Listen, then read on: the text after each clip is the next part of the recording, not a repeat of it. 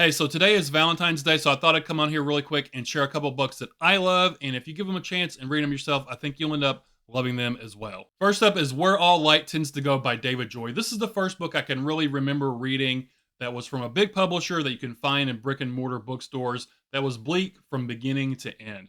And I've read lots of books like that since then, but this one was the first one that did that for me where I was like, wow, I didn't know you could kind of get away with writing a story like that. This is kind of Appalachian noir about this young man. He drops out of high school, gets involved in the family crime business, the meth lab, and he's wanting more out of his life. He's wanting to get away, but he can't seem to outrun that shadow of the name, the family name, that legacy, for good or bad, whatever it is.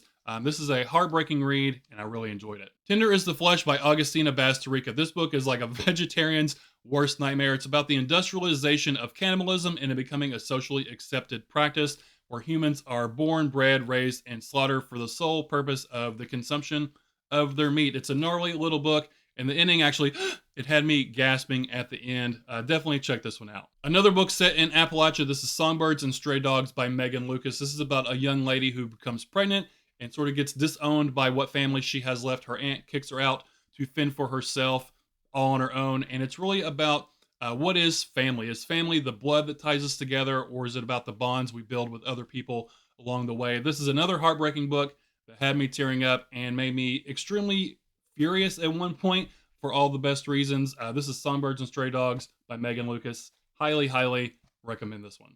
And finally, The Boatman's Daughter by Andy Davidson. This one's about a young girl whose father ends up getting killed, and she has to do everything she can to struggle and survive in the bayou. She ends up running drugs for this mad preacher character, while also she's doing everything in her power to keep safe and secret this witch and this young child that are also living out in the bayou.